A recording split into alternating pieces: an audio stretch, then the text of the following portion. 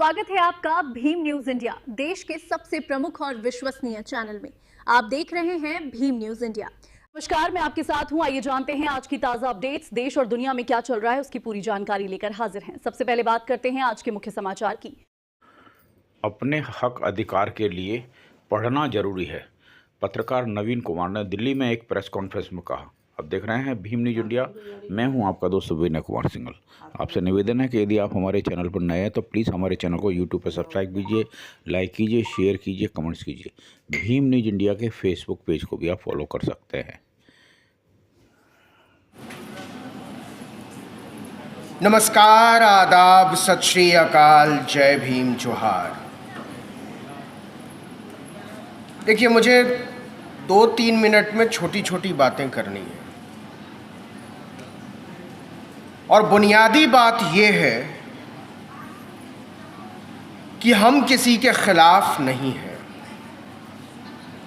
तो जब हम बोल रहे हैं कि हम किसी के खिलाफ नहीं हैं, तो हम किसके खिलाफ नहीं हैं और किसके साथ हैं?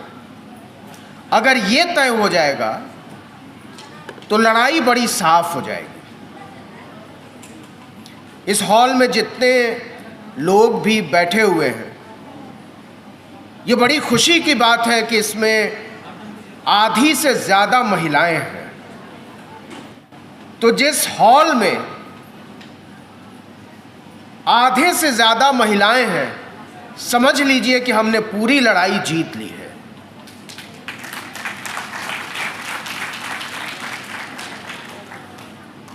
क्योंकि ये ताकत जहां से आई है, जिन लोगों की वजह से आई है, उसकी अगली कड़ी ये है कि किन लोगों के लिए आई है।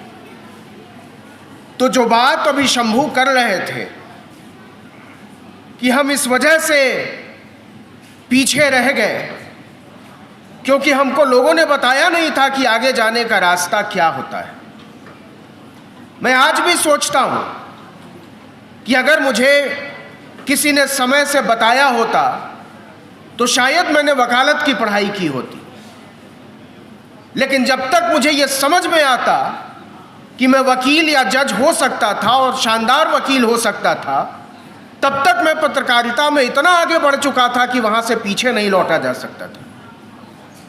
ये जो पीछे न लौट पाने की कसक है, वो इस हॉल में बैठे हुए हर बच्चे, हर औरत, हर पुरुष की कसक है। हम चाहते हैं कि हम बहुत पीछे जाकर उन तमाम चीजों को सुधार लें जिसकी वजह से हम आज इस गड्ढे में पड़े हुए। लेकिन एक बात तय है कि खुदा कोई नहीं है।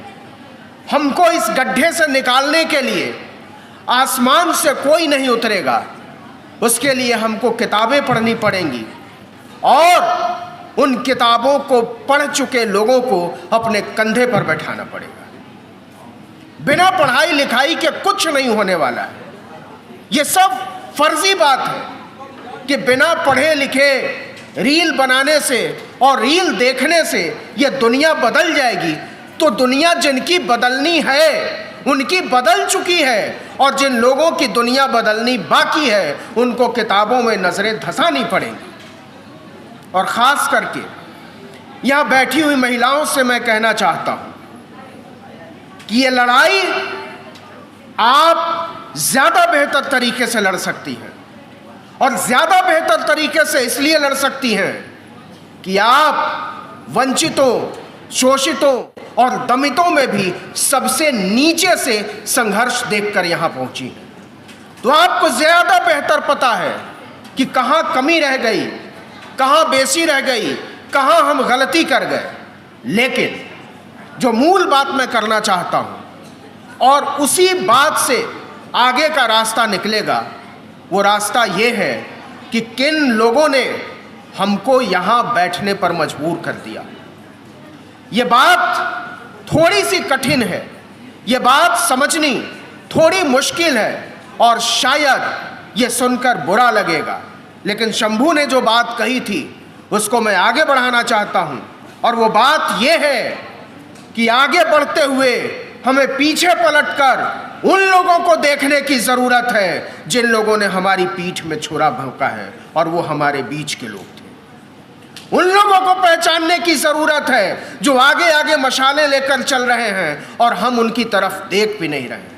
जरा नजर उठाकर देखिए अपने आसपास। यूजीसी का मामला आया, जब जरा सी बात आई कि भाई छात्रों को बराबर कर दो, किसी को ऊंच नीच की तरह से मत देखो, और रोहित वेमुला नहीं हो, और पायल तड़वी नहीं हो, और दर्शन सोलंकी नहीं हो, तो जरा नजर उठाकर देखिए कि वो पार्टियां जो बहुजनों की राजनीति का दावा करती हैं, वो नेता जो बहुजनों की राजनीति का दावा करते हैं, उनका स्टैंड क्या था। वो कौन लोग थे जिन्होंने सुप्रीम कोर्ट ने जब यूजीसी के फॉर्मुलेशन पर रोक लगाई तो जिन्होंने बधाई दी थी। वो कौन लोग थे जिन्होंने कहा कि समाज आज बराबर होगा। वो कौन लोग थे जिन्होंने कहा था कि समाज के बराबर होने से यह देश टूट जाएगा। उन लोगों के चेहरों को पहचानने की जरूरत है, क्योंकि वो चेहरे तुम्हारे खून से चमक रहे हैं।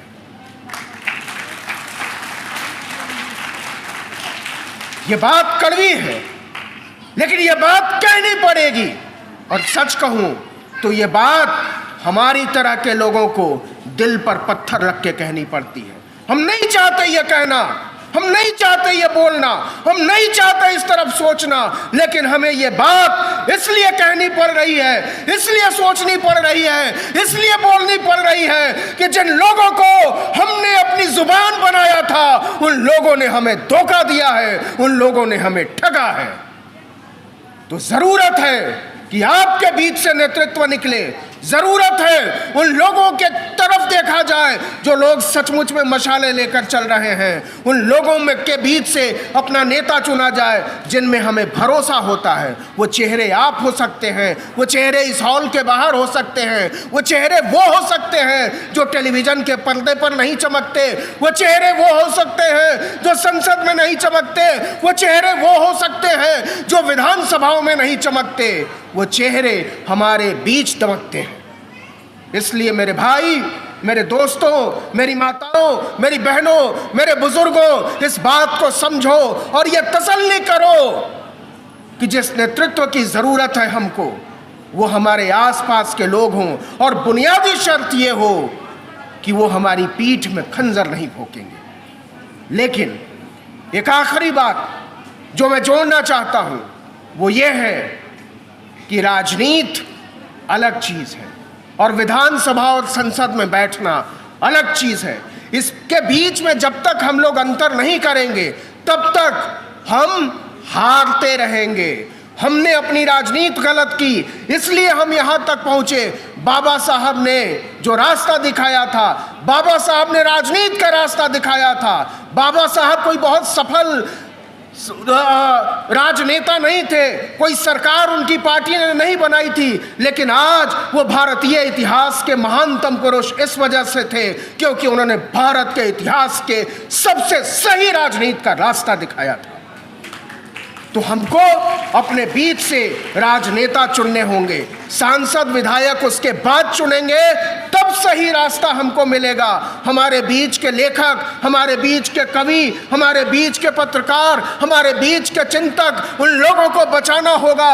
बचाओ उन लोगों को जो लोग तुम्हारी बात करते हैं, बचाओ उन लोगों को जो तुम्हारा इतिहास लिखते हैं, बचाओ उन लोगों को जो तुम्हारी कहानियां लिखते हैं, बचाओ उन लोगों को जो तुम्हारी कविताएं लिखते हैं। उन तमाम लोगों को बचाने से तुम्हारी दुनिया अपने आप बच जाएगी।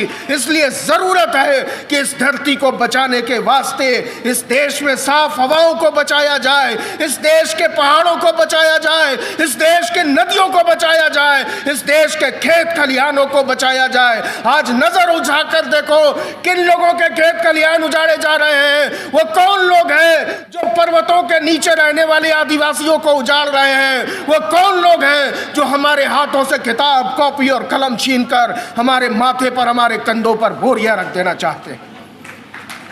ये हारे हुए सपनों के खिलाफ एक जिंदा लड़ाई है।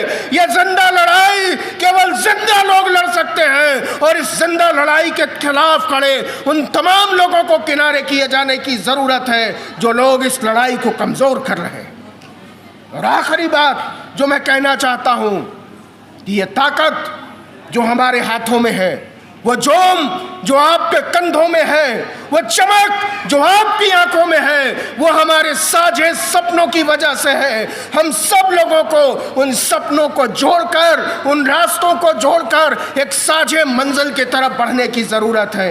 यह केवल आरक्षण की लड़ाई नहीं है मेरे भाई, यह केवल हिस्सेदारी की लड़ाई नहीं है मेरे भाई, मेरी माओ, मेरी बहनों, मेरे बुजुर्गों, मेरे दोस्तों, ये लड़ाई उन सपनों की लड़ाई है जो सपने इस मुल्क के आसमान पर चमकते हैं।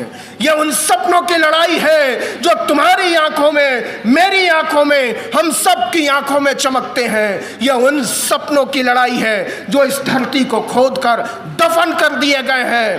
तो उठाओ बेलचे, खोदो इस धरती को, निकालो अपने सपनों को और टांक दो आसमान में। उन सपनों के खिलाफ खड़े हर वो लोग, हर वो संगठन, हर वो दल, उसको चीन्हो, उसको पहचानो, उनको हाशिए पर फेंको, एक नई राजनीति खड़ी करो, एक नया जीवंत समाज बनाओ, एक नया सपना बुनो। इन सपनों की साझेदारी में आप सबका स्वागत है। बहुत बहुत शुक्रिया।